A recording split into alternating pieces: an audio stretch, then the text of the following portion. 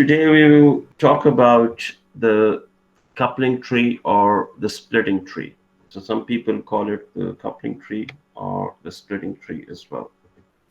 So coupling tree or splitting tree actually it looks like an inverted signal. For example, you have a signal like this, for example, and you draw an inverted line just above it. So that is the splitting tree. But like in this case, it's a singlet, so you just have to draw a single line.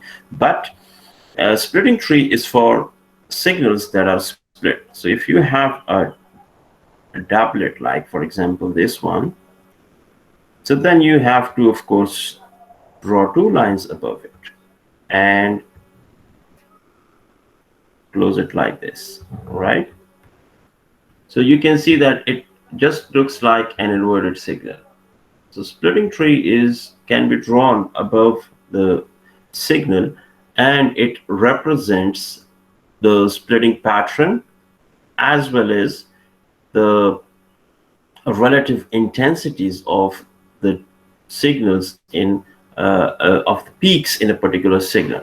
Like for example, a doublet has a 1:1 ratio between the two peaks.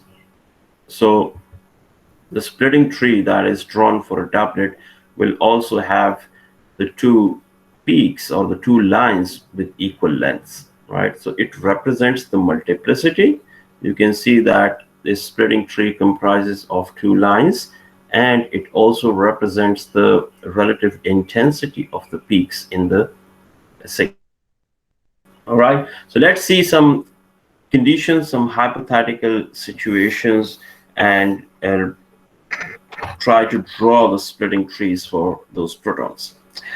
So first we have this situation here, and you can see it's a hypothetical situation. You can have such type of situations in molecules. Here we are focusing on the signal of this HA. So you can see that HA has one proton in the vicinity, that is HP. I have labeled them as A and B just to differentiate between them and indicate that they are magnetically inequivalent protons, right? And you already know that only magnetically inequivalent protons will be coupled with each other, or in other words, the coupling or the splitting between them will be observed.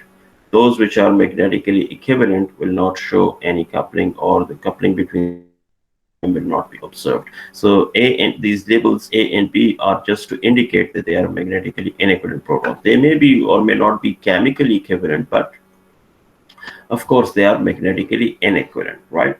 So we are focusing on HA, and it will give a doublet because of HP. According to n+1 rule, because it has one neighboring proton, the signal will be split into two, and you will have a doublet. All right, so if you have the scale, you will see. So if this is the NMR scale, you will see a doublet like this for these two, for this HA. This doublet is because of HP. Now to draw the splitting tree, it's pretty simple. That first you draw a line, this one, you can see it here, the single line that indicates a singlet, of course. So you have a single line, and this single line is split into two because of this HP. How much is it split? The magnitude of splitting between the two peaks of a signal is known as the coupling constant. So the magnitude of splitting between these two peaks or these two lines of a splitting tree, that indicates the coupling constant. So this single line is split into two, and you can see that the distance between them is written as J, which is the coupling constant, and that is in hertz. So coupling constant is calculated in or reported in hertz, right? So it's a pretty simple situation in which we have one proton in the vicinity. and it gives a doublet. This Hb also has one proton in the vicinity. So if you are going to look at the signal of Hb, it will also look like a doublet, and the splitting tree will be exactly similar with similar coupling constant values. You know that when two protons are coupled to each other, the J values are exactly similar. That indicates that these two protons are actually coupled to each other. Now, here we have another situation, and again, we will be focusing on Ha. So this Ha has two protons next to it at the vicinal positions. Both are labeled as Hb, which indicates that they are magnetically inequivalent to Ha, but they are magnetically equivalent to each other. So when you have two protons in the vicinity of another proton, the signal is split into 2 plus 1, that is equal to 3. So if Ha has two protons in the vicinity, then the signal should be split into 3. And you also know that the relative intensities of the peaks in a triplet are 1, 2, and 1. So let's see how we can draw the coupling tree for a triplet and see if it indicates or it represents the correct splitting pattern as well as the relative intensities of all the peaks in that triplet. So Ha has two protons, Hb and Hp, in the vicinity. Hb both are magnetically equivalent to each other, but they are magnetically inequivalent to Ha, right? So what happens is that if this Ha doesn't have anything in the vicinity, so it will look like a single line, but now it has protons in the vicinity. So this signal of Ha will be split into 2 because of Hb. So you can see that this single line here is split into 2. It goes to the left and it goes to the right. So it is split into 2 lines first.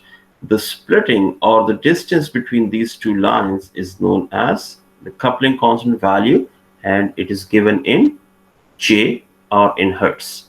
So Hb, one of the Hb protons has split Ha into a doublet. Now this Ha will also be split by the second Hb. So first it was split into 2 by the first Hb, and now it will be split because of the second Hb. But we don't have this line now, right? What we have is these 2 lines, this one and this one. These 2 lines will be split into 2 because of Hb. Each of these 2 lines will be split into 2 because of the second Hb. The first Hb splitted the first line into 2, and now the second Hb will split these 2 lines of the doublet into 2. So how much will it be split? That's the question. It will be split up to the same extent with the same magnitude as the first splitting. Why? Because both Hb are magnetically equivalent to each other. So the coupling of both the Hb's will be exactly similar to each other with Ha. So the splitting because of both the Hb's will be exactly similar, right? So this distance or this difference or this separation or magnitude of J will be exactly equal to this J or this J. Let's see this with some calculations. Okay, so for example, we have the first splitting. So the first Hb splits Ha by how many hertz? Say it splits it by 4 hertz, right? So let's assume that the first HB splits HA by 4 hertz, and it is split into 4 hertz by moving 2 hertz to the left and 2 hertz to the right. Now, these two lines will be split again into two. Each of them will be split, and the magnitude will be 4 hertz. The magnitude will be 4 hertz. The splitting because of the first and the second HBs is exactly similar. So the separation between the second splitting or the second split lines will also be equal to 4 hertz. So this will be equal to 4 hertz. This line is split into two by 4 hertz, and this line is also split into two by 4 hertz. Now what happened as a result is that we should have 4 lines, because one split into two gives you 2 lines, and then each of the 2 lines split into 2 should give you 4 lines. But what we have as a result is 3 lines. We have a triplet. We don't have 4 lines in this signal or in the splitting tree. We have 3 lines. Why is that? It is because of the fact that the central lines of these two splittings, they merge together. Let's see this with the help of calculation again. The first splitting was exactly 4 hertz, and this was when this single line moved to the left by 2 hertz and moved to the right by 2 hertz. So splitting was equal to 4 hertz. So the center of these two lines lies at 2 hertz, at a distance of 2 hertz from each of the lines. So the distance from the center to this line is 2, and the distance from the center to this line is also 2 hertz. Now let's see if this line, this one, has to split by 4 hertz, which is exactly equal to this splitting. Then it has to move 2 hertz to the left, and it has to move 2 hertz to the right. This line here, this one, it lies at a distance of 2 hertz from the center. Or you can say that this line lies at a distance of 2 hertz from this line. And this line lies exactly underneath this first single line. Or you can say that this line lies exactly at the center of the first split lines. This also has to split by 4 hertz. So as to split by 4 hertz, this line has to move to the right by 2 hertz, and it has to move to the left. The between them will be equal to 4 hertz left. And by doing so, it merges with this, the line coming from the other splitting merges with this line. The distance from the center of this line, this splitting, to this line is equal to 2 hertz, and that is also 2 hertz. And these two centers are exactly underneath these two lines. You can see. So we have a triplet. We have 3 lines. So let's see if this triplet can also represent the correct relative intensities of a triplet, or this splitting tree can represent the correct relative intensities of a triplet. You know that a triplet has a relative intensity of 1, 2, 1.